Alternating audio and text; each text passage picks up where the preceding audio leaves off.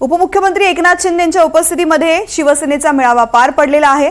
या बैठकीमध्ये शिवसेनेमध्ये अंतर्गत बदल होण्याची शक्यता बोलून दाखवली गेलेली आहे। येत्या 15 दिवसांमध्ये शिवसेनेची अंतर्गत बैठक होणार आहे। उपमुख्यमंत्री एकनाथ शिंदे यांनी पदाधिकाऱ्यांना मार्गदर्शन केले, तसंच वादग्रस्त लोकांना बाजूला ठेवण्याचा इशाराही दिलाय। तसंच शिवसेना पक्ष एका ॲपची निर्मिती करणार आहे। महापालिका निवडणुकीच्या पार्श्वभूमीवरती ही तयारी असल्याचं बोललं जात आहे।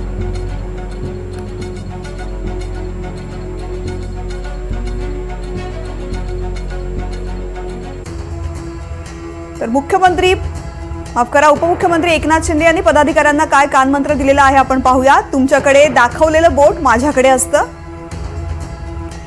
तुमचे आमदार काय करतात असा प्रश्न मला विचारला जातो। तुमची बदनामी म्हणजे माझी बदनामी आहे। चुकीच्या गोष्टींवरती एनर्जी वाया घालवू नका।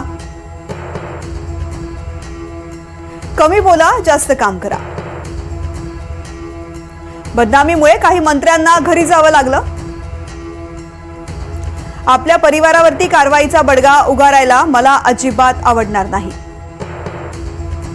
मला कारवाई करावी लागणार नाही असं काम तुमच्याकडून अपेक्षित आहे। मी कार्यकर्त्यांसारखं वागतो, तुम्हीही तसंच वागा।